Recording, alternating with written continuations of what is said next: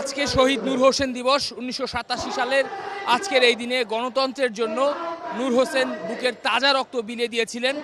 নূর হোসেনকে বলা হচ্ছে গণতন্ত্রের জীবন্ত পোস্টার। স্বৈরাচার নিপাত যাক, গণতন্ত্র মুক্তি পাক, তার বুকে পিঠে লেখা ছিল।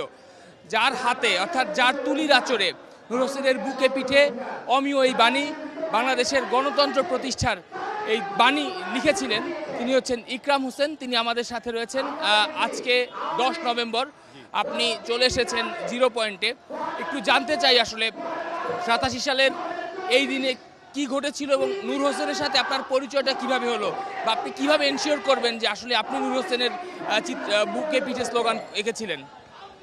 আসলে এই দিনে তো লেখি নাই, আমি 9 নভেম্বরে নূর হোসেনের বুকে পিঠে লিখছি সন্ধ্যা। নূর হোসেন মতিঝিলে ছিল, আমার দোকানও মতিঝিলে ছিল। তো মতিঝিলেই আমি নূর হোসেনের দেখতাম আর কি, জানতাম, চিনতাম, মুখ দেখা দেখি হইতো। তবে 8 তারিখে নূর হোসেন আসছিল আমার কাছে যে ইকরাম ভাই আমার একটা কাজ আছে, কাজ কইরা দিবেন। তখন আমি চিন্তা করলাম যে নূর হোসেনে কি কাজ করাবে, ওই টাকা পয়সা দিবে না, এরকম ভাবছি। আমি কত তারিখে কাজ, 9 তারিখে সন্ধ্যাবেলা আমার বুকে এই কথা বলে নাই, 9 তারিখে সন্ধ্যাবেলা আমার কাজটা আছে, কাজটা কইরা দিবেন। তখন আমি ওরে আসতে বললাম 5:30টার দিকে যে আপনি আইসেন। আমি চাইছিলাম যে 5টার দিকে আমি চলে যাব, যাতে 5:30 আইসা আমাকে না পায়। আমার ইচ্ছা নাই মানে ওর কাজটা করার। তারপরে নূর হোসেন 4:30 বাজে আইসা পড়ছে আমার দোকানে, আইসা বৈশা ছিল। 5:30 বাজে আমার কাজ শেষ হয়েছে। শেষ হওয়ার পরে নূর হোসেন আমাকে নিয়ে গেছে ফকিরাপুর আপনার মতিঝিল ক্যাফে চায়নার গলিতে। তখন সন্দেহ হয়ে গেছে। আমি বললাম নূর হোসেন ভাই আপনি এই গলির ভিতরে ঢুকাইতেছেন কেন? আমি একটু ভয় পাইছি। কয় না, ভয় পাইন না, আপনি আসেন। তখন সে বলল যে ওইখানে গিয়েই সে জামাটা খুলে ফেলাইলো, বলল যে আমার বুকে লেখা দেবেন স্বৈরাচার নিপাত যাক, পিছনে লেখা দেবেন গণতন্ত্র মুক্তি পাক। তখন আমি একটু অবাক হয়ে গেলাম যে জীবনে তো অনেক কাজই করছি, ব্যানার লিখছি, তখন তো হাতেই মানুষ লেখালেখি করতো। তখন আমি একটু অবাক হয়ে গেলাম, মানুষের শরীর আমি তো জীবনে লেখি নাই, তা আপনি এটা নিয়ে কী করবেন? বললো যে 10 নভেম্বর সচিবালয় ঘেরাও আছে, এই ঘেরাওতে আমি যাব।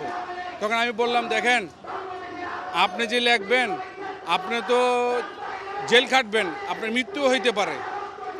ভয় পায়েন ইকরাম ভাই, আমি মরতেও প্রস্তুত আছি, আপনি লেখা দেন। তখন আমি থাকতাম বঙ্গভবনে, প্রেসিডেন্টের এরশাদের চাপরাশি ছিল আমার বড় ভাই। তখন আমি তো এই জিনিসটা করে লিখতে পারি না, লিখলেও তো সমস্যা হবে। তখন নূর হোসেন বড় টেকনিক্যালে বললো আমার ইকরাম ভাই 50 জন লোক আমরা একসাথে বেরোইব, লাল শালু পরা গায়ে থাকবে, লাল শালু পরা থাকবে, বুকে পিঠে এই লেখাটা থাকবে। আমি চিন্তা করলাম 50 জন যখন বেরোবে, নূর হোসেন তো নাও মারা যেতে পারে, ওর ক্ষতি নাও হইতে পারে, তাহলে আমি লিখতে পারি, এটা লেখা যায়। আমি মনে করলাম তাহলে লেখা যায়। তখন নূর হোসেনের বুকে পিঠে আমি এই জিনিসটা লিখছি।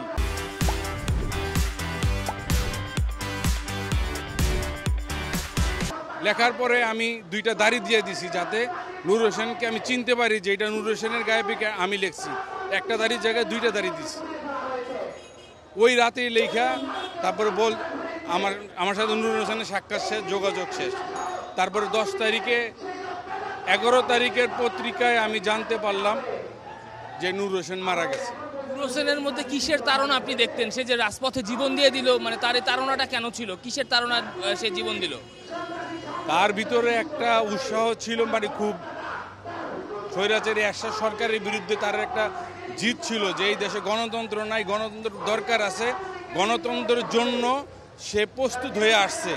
এবং যে একটা তাড়না তার ভিতরে, যে গণতন্ত্র আমি যদি মরেও যাই, তারপর যদি গণতন্ত্রটা মুক্তি পাক, এই জন্য নূর হোসেন সাহস নিয়ে আমার কাছে আসছে। পৃথিবীতে প্রথম কোনো মানুষ তার শরীরে এই লেখাটা লিখছে।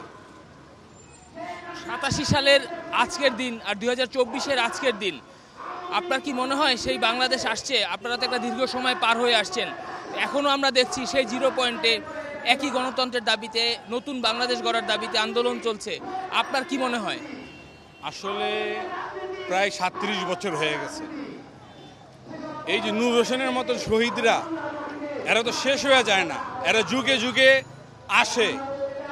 বাংলাদেশের ক্লান্তিকাল যখন আসছিল তখন নূর হোসেন আসছে, আবার এই ক্লান্তিকালে আসছে আবু সাহিদ, নূর হোসেন যেইভাবে বুক এই 0 পয়েন্টে নূর হোসেন এইভাবে বুকটা চিরাই দিছে আমাকে গুলি খাওয়ার জন্য, ঠিক আবু সাইদ একই অবস্থা হয়েছে।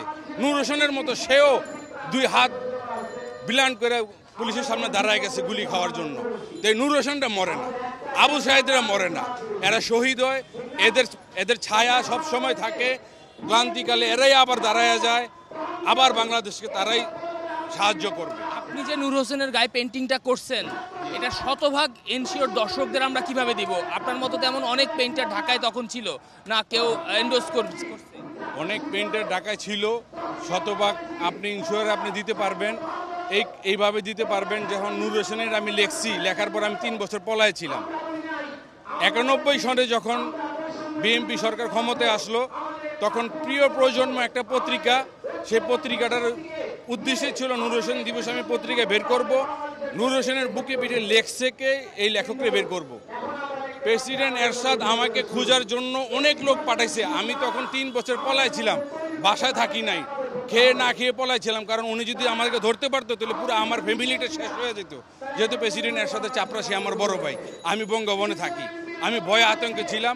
ওই প্রিয় প্রজন্মের সাংবাদিক আমার প্রথম খুঁজে বের করছে। তারপর পর্যায়ক্রমে অনেক সাংবাদিক, বিবিসি লন্ডন, মোয়াজ্জেম হোসেন ভাই, 27-এ আমি অনেক সাক্ষাৎকার দিছি, প্রথম আলোতে দিছি। আমার দোকানে সাংবাদিকরা খোঁজ নিয়ে আমার কাছে আসছে, আমি কারো সাংবাদিকের কাছে আমি যাই নাই, আমার কাছে আসছে তারা খোঁজ নিয়ে, আমি যে লিখছি সত্যতা তারা জানে।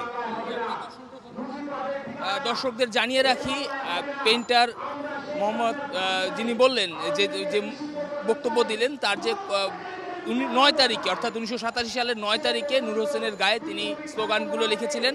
এবং পরবর্তী সময়ে আমরা শহীদ নূর হোসেনের মাতার যে ইন্টারভিউ দেশের নানা ধরনের গণমাধ্যমে এসেছে, সেখানেও কিন্তু এই তথ্য রয়েছে। অর্থাৎ 10 তারিখ সকালবেলা নূর হোসেনের সাথে তার মা এবং তার বাবা দেখা করেছিলেন রাজধানীর মতিঝিলে ডিআইটি বিল্ডিংয়ের পাশে।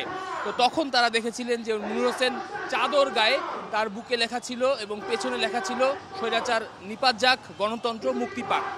এই ছিল রাজধানীর 0 পয়েন্ট থেকে 2024 সালের 10 নভেম্বর নূর হোসেনের বুকে পিঠে যেই বিখ্যাত স্লোগান, গণতন্ত্রের পোস্টার বয় নূর হোসেনের, সেই স্লোগানের যিনি পেইন্টার, তার সাক্ষাৎকার নিশ্চয়ই নতুন প্রজন্মের জন্য এটি একটি নতুন খোরাক হয়ে থাকবে।